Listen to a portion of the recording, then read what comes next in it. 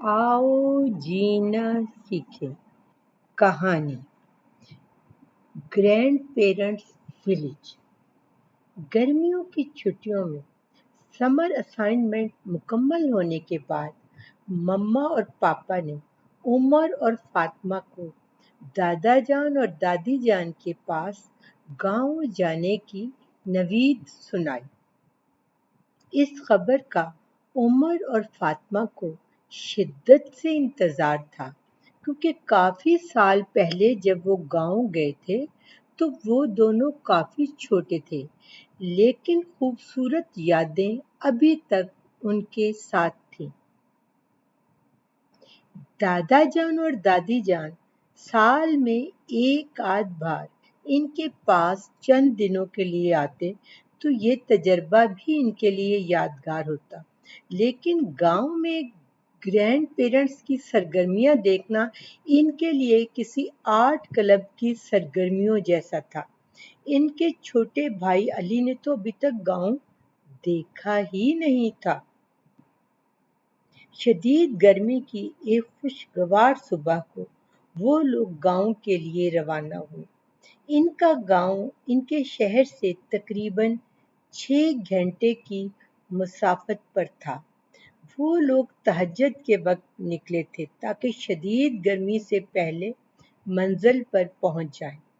पापा का ख्याल था कि सुबह 9 बजे से 9:30 बजे के दरमियान वो लोग गांव पहुंच जाएंगे, जो सफर के हिसाब से दुरुस्त ही लग रहा था। फजर नमाज के लिए वो लोग मोटरवे के स्टे पॉइंट पर रुके। वहां से बच्चों ने अपना पसंदीदा नाश्ता किया। मम्मा और पापा ने चाय पीनी थी, लिहाजा बच्चे इर्द गिर्द घूमकर नजारा करने लगे। फातिमा ने हैरत से कहा, ये जगह तो गवर्नमेंट ने भी बहुत अच्छी बनाई है। मैं जब फॉरेनर स्टोर्स के बारे में पढ़ती हूँ तो इनमें ऐसी सहूलियात का जिक्र होता है। अली की जिद पर वो लोग मम्मा पापा के पास वापस आ गए और जो सफर पर रवानगी के लिए तैयार थे। पूरा रास्ता वो लोग शीशों से बाहर देखते रहे। ये सब कुछ बहुत दिलचस्प था। गाड़ी में अब खुशकुन म्यूजिक बज रहा था। जल्दी हवा के साथ गंदम के खेतों की खुशबू इनके नाक से टकराई तो पापा ने कहा, गांव करीब आ गया है। बच्चे पूरी आंखें खोलकर अपने नाक शीशों पर टिकाकर बाहर देखने लगे। अली तो बहुत ही मजाया लग रहा था। सब उसे देखकर हंसने लगे तो वो बुरा मान गया और मुंह बसोरने लगा। मम्मा ने प्यार से उसे साथ लगा लिया। अब खेतों के साथ सफर शुरू हो गया था और जल्द ही वो लोग ग्रैंड पेरेंट्स के घर पहुंच गए। दादा जान और दादी जान बाहर दरवाजे पर उनके इस्तकबाल के लिए मौजूद थे। अब बच्चे एक नए एडवेंचर के लिए बिल्कुल तैयार थे। दादा जान की मुर्गियां और इनके बच्चे अली की तवज्जो खींच रहे थे तो गाय का बच्चा फातिमा को भा गया था, जबकि उमर दादा जान के ट्रैक्टर पर बैठकर उनके साथ ही रवाना हो गया था। पापा अपना लैपटॉप लेकर अपने काम में मसरूफ हो गए थे, जबकि मम्मा दादी जान का घर के कामों में हाथ बटा रही थी। दादी जान ने तंदूर में आलू और बैंगन भरते भूने ताकि इनका भरता बना सके। मामा ने देसी मुर्गी की आग पर कढ़ाई तैयार की। देसी घी में बनी देसी मुर्गी की कढ़ाई और बैंगन के भरते और आलू के कचूमर ने अचार के साथ बहुत मजा दिया। फातिमा ने कहा, दादी जान ये खाना तो बहुत ज्यादा नहीं है? तो दादी जान ने कहा, बेटा ये खाना 12-13 लोगों के लिए ज्यादा नहीं है। तो उमर ने परेशान होकर कहा, ये सब लोग कहाँ हैं? तो उन्होंने कहा, ये सब लोग मुख्तलिफ काम कर रहे हैं और अभी आधे घंटे में इकट्ठे हो जाएंगे। अली ने पूछा, उन्होंने हमारे साथ खाना क्यों नहीं खाया? تو دادی جان نے کہا تم لوگ شہر سے آئے ہو اور تمہارا کھانا کھانے کا وقت مختلف ہے، لیکن آپ کے پاپا اور آپ کے دادا جان انہی کے ساتھ کھانا کھائیں گے۔ اگلی صبح نماز کے بعد دادا جان تینوں بچوں کو لے کر چہل قدمی کے لیے نکلے تو بچوں کی خوشی کا ٹھکانہ نہ تھا۔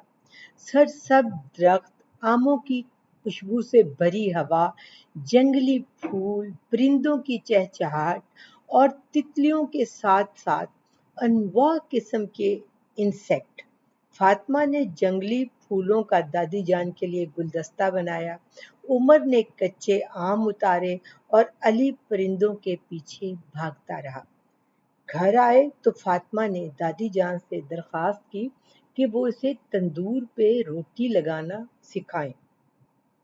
تو دادی جان نے کہا بیٹا تندور کا سیک بہت زیادہ ہوتا ہے، آپ ابھی چھوٹی ہیں، اگلے سال آپ کو تندور پر روٹی لگانا سکھاؤں گی، اس سال میں آپ کو میٹھی آم کی چٹنی اور آم کا مربع بنانا سکھاؤں گی، البتہ عمر روٹی لگانا سیکھ سکتا ہے۔ آج رات کا کھانا دادا جان اور پاپا نے بنانا تھا، لہٰذا اس کا انتظام گھر کے پچھلے صحن میں کیا گیا تھا۔ اسٹینڈ والے چولہے پر دادا جان اور پاپا نے تکے اور سیخ کباب ریڈی کیے۔ دادا جان نے اپنے قصے بچوں کے ساتھ شیئر کیے۔ کھانے سے بھی زیادہ بچوں نے دادا جان کی کہانیوں کا لطف لیا۔ بچوں کو زندگی ایک خوبصورت خواب کی مانند لگ رہی تھی، خواب بھی وہ جو پر لگا کر اڑ رہا تھا۔ ایک ہفتہ پلک جھپکتے ہی گزر گیا۔ بچوں نے مناظر فطرت سے انہونی خوشی حاصل کی۔ دادا جان اور دادی جان کے تجربات سے وزڈم میں اضافہ ہوا اور نئے لوگوں سے تعلقات بنانے سے کمیونٹی سکل بھی بڑھی۔ واپسی پر دادی جان نے اپنے ہاتھ سے بنا چٹخارے دار اچار، مربع اور میٹھی چٹنی وغیرہ کے جار بھی گاڑی میں رکھوائے۔ اگلے سال کے وزٹ کے وعدے کے ساتھ وہ لوگ بہت سی کہانیاں، قصے اور تجربات لے کر واپسی کے لیے روانہ ہو گئے۔ بچوں، آپ کو کہانی کیسی لگی؟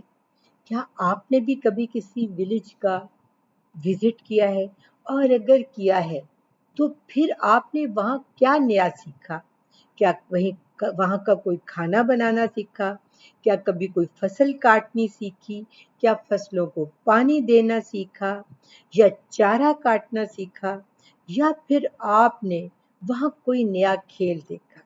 اب ہم آپ کی توجہ کا بہت شکریہ۔ اب ہم پھر ملیں گے اگلے ویڈنسڈے کو ایک نئی کہانی کے ساتھ۔ تب تک کے لیے بائے بائے، سو لانگ، اللہ حافظ۔